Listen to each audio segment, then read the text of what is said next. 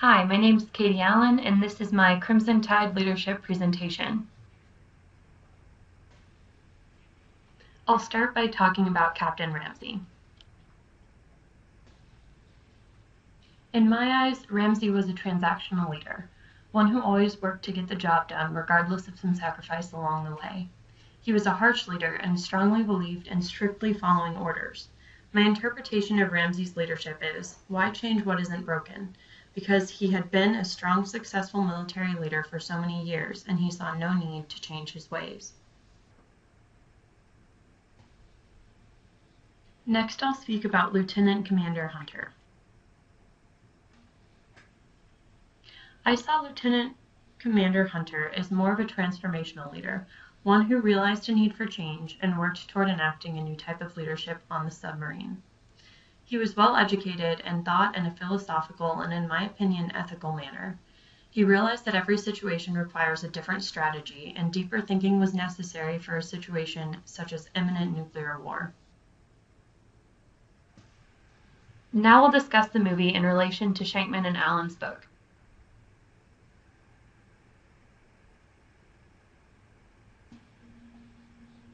The topic of consciousness of self highlights that a leader's words should correspond with his or her actions.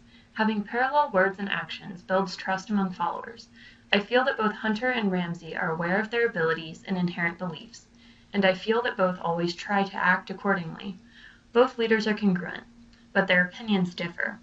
Although both leaders are conscious of their own beliefs and values, their stubbornness in acting solely on their values and not compromising with each other causes more division than unification on the submarine.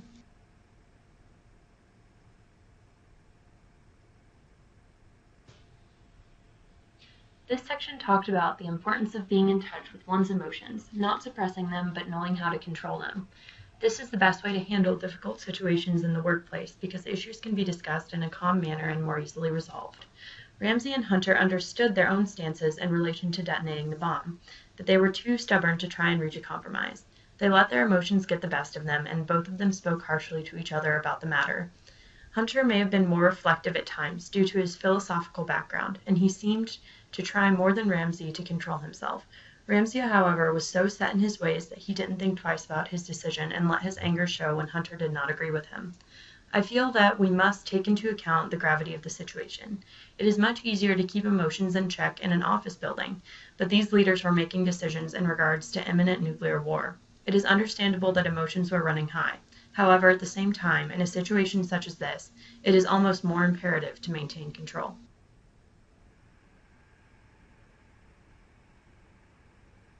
Honest self-understanding is about accepting the good and bad in yourself.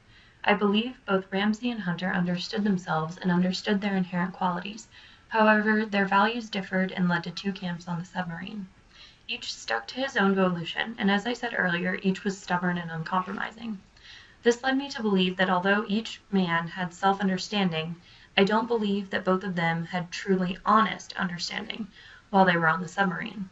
It is clear that Hunter is somewhat reflective because he has a philosophical and complicated way of thinking. But I still don't know if he reflected as much as he could have to try and reach a compromise with Ramsey. By the end of the movie, however, I feel these men came to an honest understanding that they were both at fault.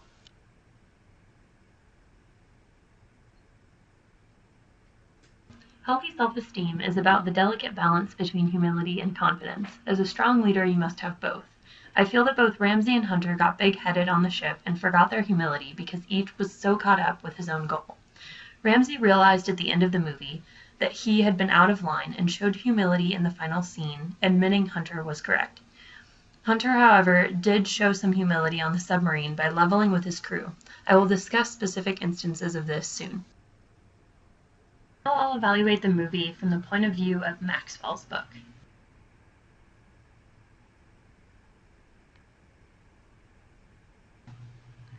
The law of addition is about adding to your followers, building them up. I feel that this goes along with the idea of humility in Shankman and Allen's book. A leader must bridge the gap between himself and his followers.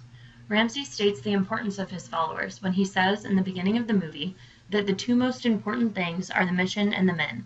He has many followers when the movie starts because of his past successes. In Maxwell's book, Senegal says that when a person tries to be top dog, loyalty isn't created. I feel that Ramsay may have started with the men first in his mind, but then became too consumed with the mission and lost the loyalty of many of the crew members.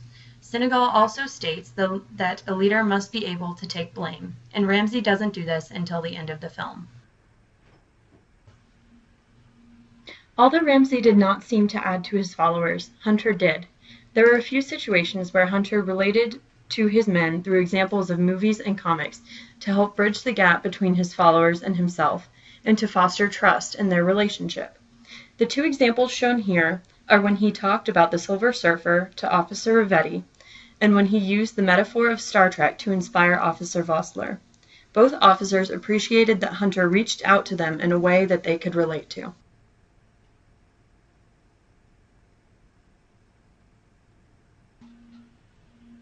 The law of solid ground emphasizes the importance of trust between a leader and his followers, and also emphasizes the importance of integrity and strength in a leader to foster this trust in the first place. Maxwell's quote that says, "You can't take shortcuts, no matter how long you've been leading your people," struck me in its relation to Captain Ramsay. Ramsay had been successful for a long time, and had the loyalty of many men. However, when he realized his mission was threatened by Hunter, he abused this loyalty.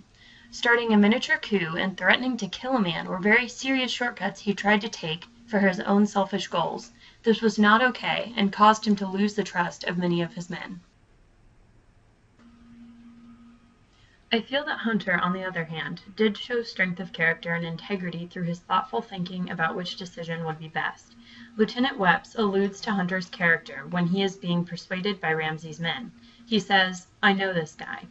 Although it's a short quote, it shows that Wepps realizes Hunter's strength of character and trusts him not to make any decisions that are out of line.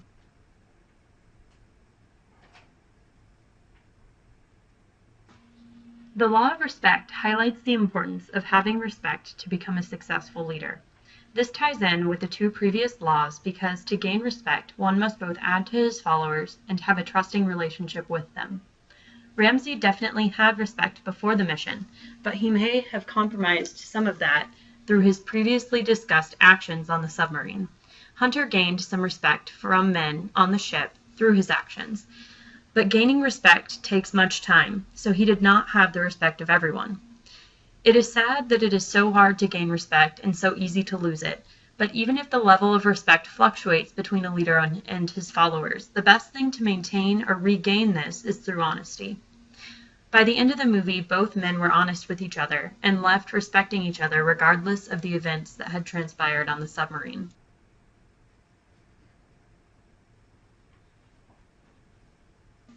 The law of intuition states that you cannot always have the answers. Sometimes one must base decisions on intuition. There was a big difference between Ramsay and Hunter when it came to this. I feel that at one time Ramsay may have thought more about his decisions, but he had been in position for so long that he was a stickler for rules and orders, and based his intuition on them.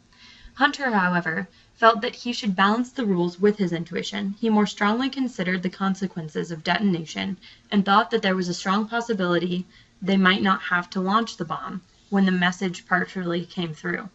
He trusted his intuition and waited to make what he thought was the best decision. Maxwell says that each person's lens of intuition is formed by his or her experience. Hunter had a fresh mind with little experience, and had a philosophical background where free thought was encouraged, while Ramsay had seen success by following the rules to a T. This helps explain why each man acted the way he did. To finish off, I'll do a final comparison of the leadership styles of Ramsay and Hunter, and then I'll make some concluding points. Overall, Ramsay's style was a tough military approach, but it had succeeded over many years, so it wasn't out of the question for him to think that it would succeed in this situation. He wasn't necessarily a bad leader for following what he always thought was right, but it definitely was not the right type of leadership for this situation. He had loyalty from those who had seen him succeed because he had done well in the past, but sadly may have lost some of their respect in this situation. At times, it is hard to break from tradition and to realize when things need to change. Hunter was a thoughtful philosophical leader, and he believed that situations must be considered according to their own specific circumstances. He realized the gravity of the situation at hand and tried to act in the best interests of all involved. Granted, Hunter was newer to such a leadership position than Ramsay, and he had to gain support on the sub, rather than having come in with it in the first place. Hunter's leadership decision was noble, but was his type of leadership appropriate in this type of military situation? I'm honestly not sure. In such a situation, decisions must be made quickly for lives to be saved. But was he wrong for waiting to hear back when he had already been given an order? Let me know what you think. Overall, I feel that a lot of decisions made by Ramsay and Hunter on the submarine were not the best decisions, and the leaders allowed their emotions to get the best of them. By the end, however, both had reflected and realized how much the heat of the situation had affected their leadership. Both were strong leaders, but this movie goes to show that good leaders don't always make the best decisions.